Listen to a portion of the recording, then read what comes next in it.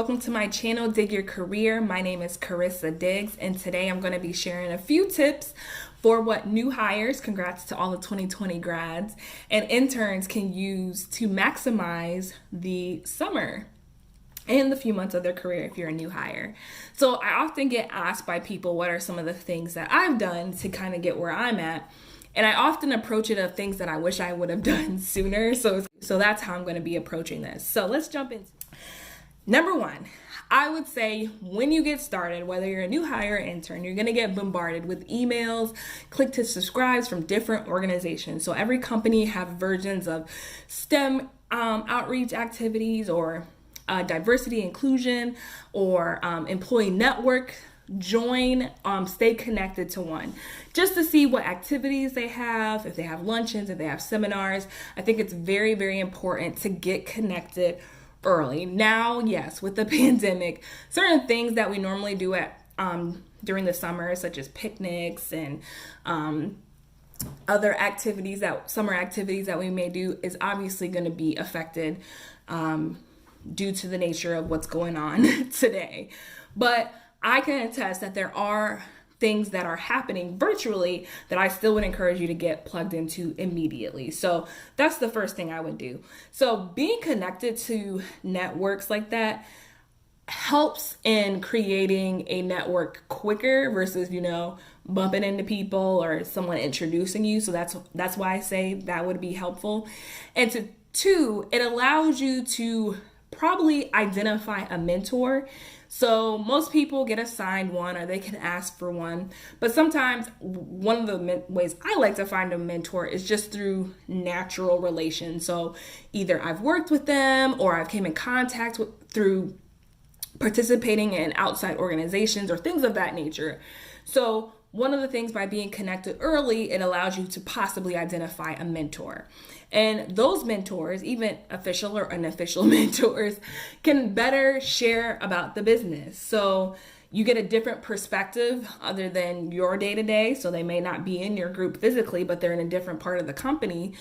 Also, you can better have an awareness of kind of how you fit into the business, or kind of, you may have somebody that's working on the same program, but they're working on a different stage or a different group of the program. So better identifying just where you fit in this very, very large company that you've just joined.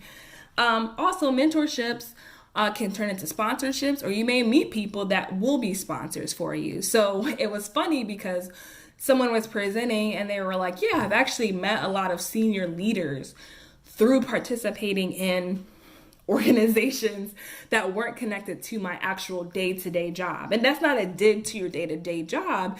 It just goes to show that those are one of the benefits. It's just you're growing your network.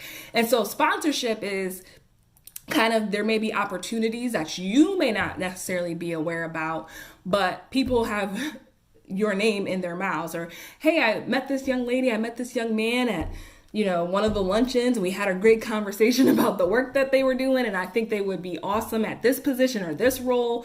What do you think? And before you know it, you have something rolling onto your desk, or an opportunity or a stretch assignment, things of that nature.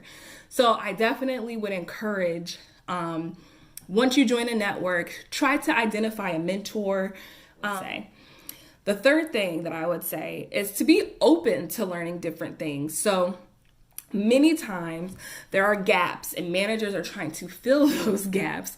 So I would suggest maybe in your one-on-one with your manager saying, hey, is there anything new? I have this skill set, or I'm interested in learning more about this, if that's available, or, asking those probing questions, because some managers, especially when you're new, they don't know all what you can do, even outside of your resume. What I'm saying is, if you ask those probing questions to try to get out there and try different things and to see different things, that's another way to do it. Or if a manager or someone approaches you saying that there's an opportunity for you to participate in an activity on a program for X percentage of time, or, we noticed in your resume that you have excellent MATLAB or C++ skills or Java, would you be able to help us? We're having a little bit of tough time troubleshooting this. Raise your hand and say yes, because one, again, that goes back to point number one. It builds your network, And then 2, it creates sponsorship, advocacy that you can actually do a certain job.